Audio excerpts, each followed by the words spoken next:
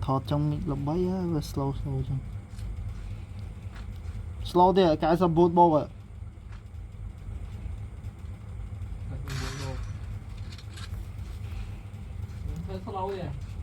hey Ê mau đi xuống nhé má. mơ Nè thế slow kìa. Ngó cái nào bạn. Ôi. ngọ bình cao Lấy dây chăng thế. ê slow tí này Ai trong thế slow hay banh cái nào. nhẹ Mau cái nào với banh ngọc bạn. Nó kìa ơi. Để cho em này một phút đây. Ấy cái flash kia đây. cái nào anh đăng Đã một rồi. Ôi có đây một rồi. Ôi để. slow Slow thì gì? nè Thì có đấy. à chút tay vừa Cái đây một rồi. Cái đây một rồi. Để đã một rồi nó đảo. ông banh cái nè nè Ngô ca rồi bây giờ. Cái đây một rồi. Một này đã một đi ra rồi.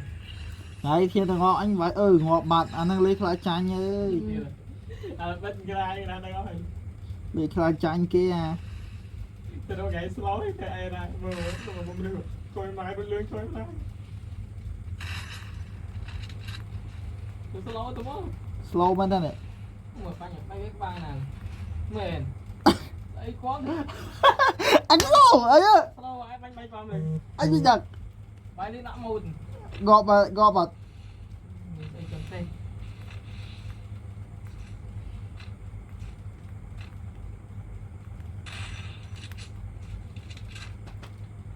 với thà anh slow với thà anh đã mò rồi anh mới ngọt mền tia slow tia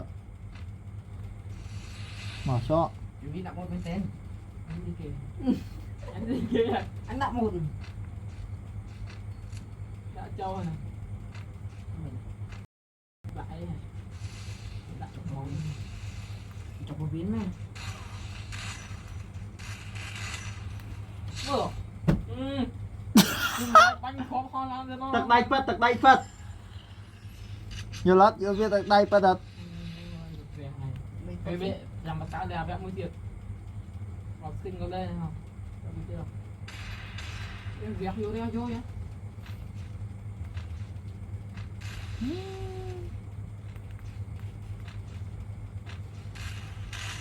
tật đay phật vậy tận đây phát chân ăn ngọt tiết ơi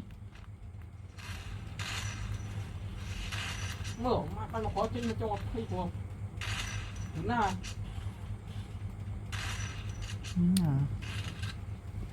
cho bây giờ lâu đang men ta làm mơ lại đã mốt đấy vì sao được ơi tụi mình cái này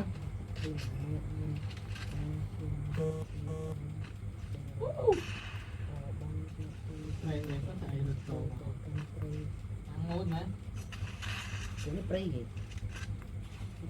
đừng vào không sai rồi các con bó đi cái bay đừng qua bên đi đúng rồi xin lên đây đấy cũng đã mối cho nên sao này này đã mối đã anh nó slow nè cái bao tao có đó nữa mà tao bay mà đi rồi mà đi ơi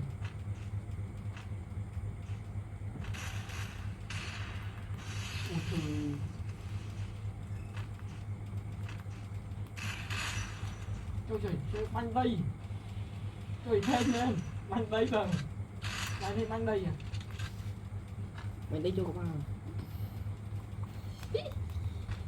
rồi răng nó chụp lên slow nè slow thế chèo vừa đó không banh đây cho các bạn đây có đã một linh chết rồi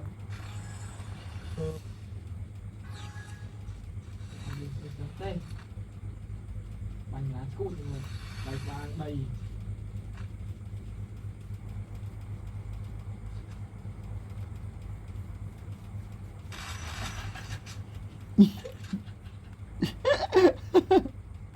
alo tao mấy vậy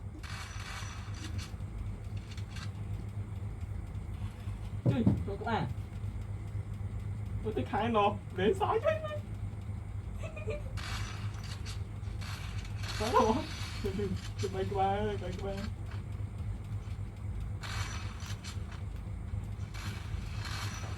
bà ơi ngã lưới cạn xuống này